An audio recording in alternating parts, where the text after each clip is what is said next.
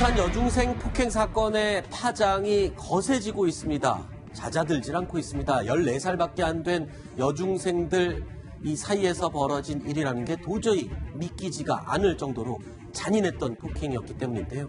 전 국민이 격분하고 있습니다. 사건의 피해자 저희 채널A가 인터뷰를 해봤습니다. 목소리를 먼저 들어보시죠.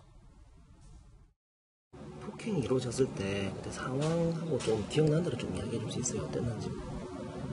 진짜 이렇게 하다가 진짜 큰일 나겠구나 그런 생각도 했는지. 죽을 수도 있다는 생각도 들고 그랬어요? 그냥 건이들이 그냥 죽이고 싶다고 강막 때렸어요. 때리면서도 알리고 하면은 또 폭행한다라고 했다는데. 하면서 옆에 있는 애들한테도 니도 다 신고하면은 니 좀 똑같이 안 된다고 하고. 자, 지금 보신 것처럼 그 사건 당시의 상황을 차마 말을 잇지를 못하고 있는 피해 학생이었습니다.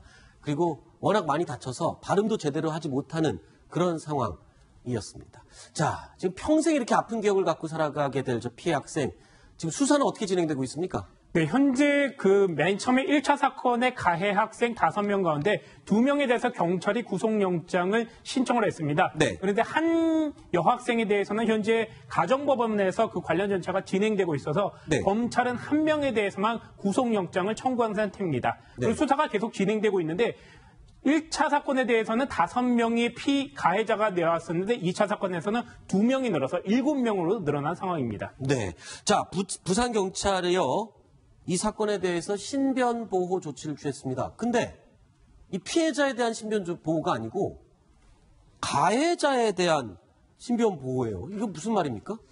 이게 이제 SNS에 네. 가해자 집 주소 네. 이런 게 이제 공개가 되니까 네. 많은 사람들이 이제 막 오물을 던진다든지 뭐 돌을 던진다든지 아하. 이런 행위가 이제 계속되고 또 집에 아마 협박 전화 비슷한 이런 뭐 전화들도 굉장히 많이 왔던 것 같아요. 네. 그러다 보니까 이제 가해자 부모가 경찰에 이제 신변 보호 요청을 해서 경찰이 그 스마트워치도 지급을 하고 신변 보호를 하고 있는 뭐 그런 상황인데 어쨌든 이 가해자 부분에 대한 비판이 쏟아지는 이런 부분은 뭐 충분히 이해가 가지만 그렇다고 해서 이렇게 막 이 부모 집에다가 돌을 던진다든지 이런 네. 행동은 좀 자제해야 되지 않을까 싶습니다.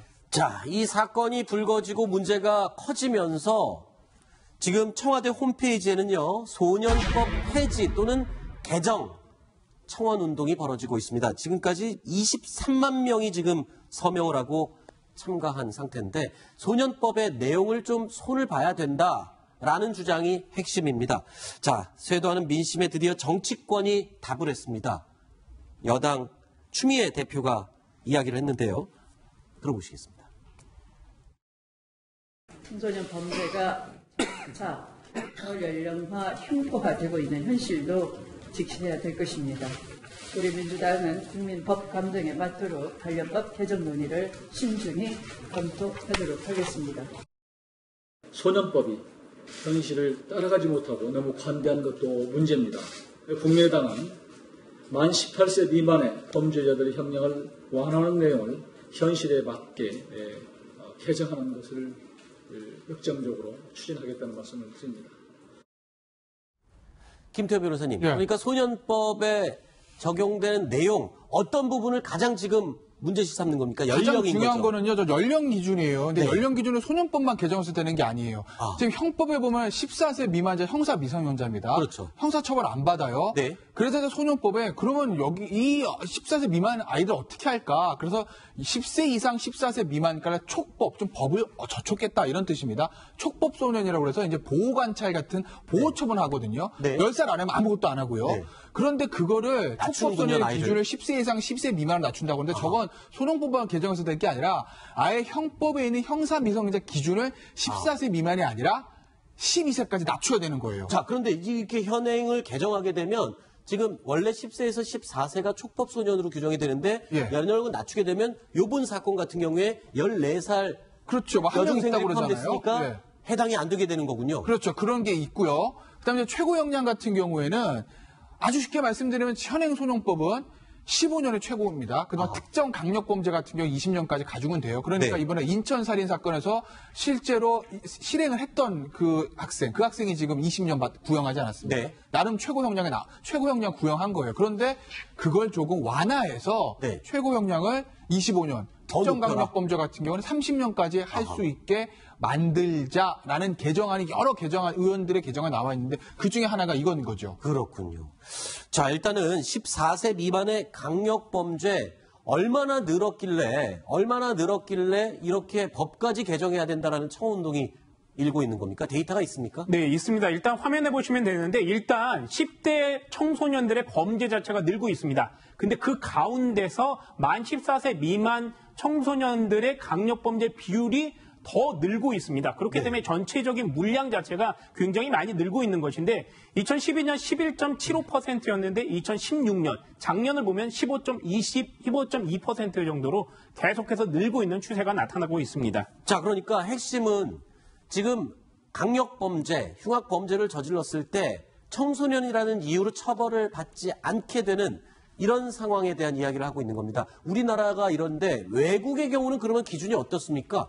처벌에 대한 나이 기준이요. 나라마다 이제 조금씩 다릅니다. 일단 네. 제일 어리게 보고 있는 게 영국과 호주거든요. 아하. 만 10세입니다. 네. 미국의 이제 캔사스주나 펜실베니아주도 마찬가지 만 10세로 보고 있고, 네. 이제 캐나다나 네덜란드 여기는 이제 만 12세 이렇게 보고 있고, 유엔이 2007년에 권고를 했죠. 12세 이상으로 보자고. 아하. 그리고 프랑스 같은 경우는 만 13세, 우리나라나 일본, 독일은 만 14세.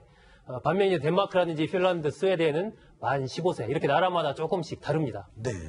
우리나라가 조금 더 그러니까 완화된 정도의 수준이군요. 이쪽으로 갈수록 지금 굉장히 엄격하게 적용이 되는 거잖아요. 나이가 어려도 무조건 처벌을 하겠다. 그런 그렇죠. 기준인 거잖아요. 그러니까 우리나라 형사미성은 14세라는 게 제가 한번 말씀드렸을 때 58년인가 60대 초반에 만들어진 거예요. 네. 그러니까 그때랑 지금이랑 아이들의 발육 상태라든지 정신 상태라든지 교육 상태 너무 차이가 있지 않습니까? 네. 50년 전의 기준이라는 거죠. 네. 그러니까 이제 50년이 지났기 때문에 이제 아이들의 어떤 상태를 고려했을 때 14세가 너무 좀 높은 거 아니냐? 네. 좀 연령대를 낮춰야 되는 거 아니냐는 지금 논의가 좀 활발해지고 있는 겁니다. 제가 이 자료를 준비하다가 깜짝 놀란 데이터가 있었습니다. 청소년 범죄자들 가운데요. 청소년 범죄자입니다. 전과 구범 이상의 범죄자가 3,900명에 이른다고요? 그렇죠. 이제 결국 이제 재범률 때문에 그런데요. 지금 네. 보시면요. 범죄 인권 청소년 75,757명인데 네. 그중에 전과 구범 이상이 5.2%죠. 3,009명 아니겠습니까? 거기다 강력범죄로 점점 늘어납니다. 살인도 19명이에요. 폭력도 1,335명, 강간, 추행, 강도, 방어 많습니다. 근데 저게 왜 중요하냐면 지금 소년법을 만들어 놓은 목적이 그래서 소년범들 같은 경우에 형사처벌을 하더라도 좀 완화해서 처벌하고 하는 목적이 뭐냐면 네.